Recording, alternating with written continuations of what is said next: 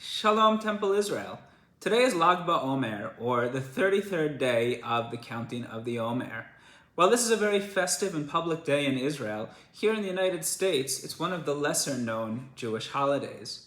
Lag BaOmer revolves around the stories of two Talmudic rabbis, Rabbi Akiva and Rabbi Shimon Bar Yochai. Of the two, Rabbi Akiva is the more famous one, the one more of us have heard of. According to Talmudic legend, Rabbi Akiva did not become a rabbi, did not even open the Torah, did not begin to study until he was 40 years old, at which point he was inspired to devote his life to study and to learning and to teaching. And again, according to legend, after becoming a rabbi, he trained thousands and thousands of students.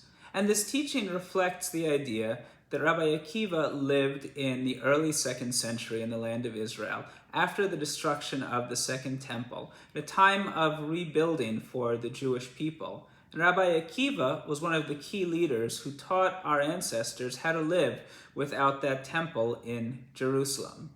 Well, according to legend, those thousands and thousands of students all died between Passover and Shavuot, which is why this time period has traditionally been a time of mourning on the Jewish calendar.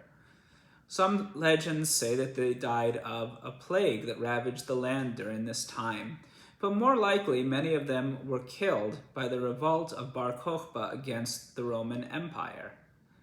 Whatever the story was, Rabbi Akiva was left alive after this disaster.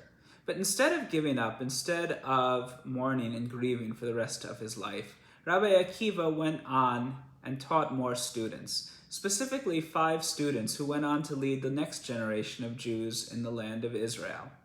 For this reason, Rabbi Akiva is an inspirational figure for us. He represents someone who is willing to learn something new, who's willing to start later in life learning and retraining, reteaching himself with something important. He also represents the idea that after tragedy or after difficulty of any kind, the best thing we can do is get up and try again, is be willing to start over again. Rabbi Akiva is looked at as a hero in Jewish history, and his teachings, his life, continue to serve as an inspiration for us. We've all had our difficulties over the past 2 years from the COVID-19 pandemic. Some of us have experienced tragedies when we've lost loved ones and friends. Others, difficulties have been smaller.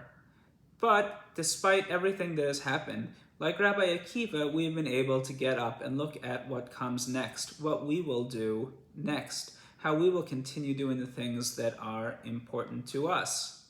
We're coming to the end of another programmatic and school year at Temple Israel. We completed TIRS, our religious school, last Sunday, and so many of us are getting ready for well-deserved vacations, time away, looking forward to the summer. This past year was certainly better than the year that came before it, but it had its own share of difficulties. And like Rabbi Akiva, we remind ourselves to get up and work on the next project. How can we make the next year better than the one that came before?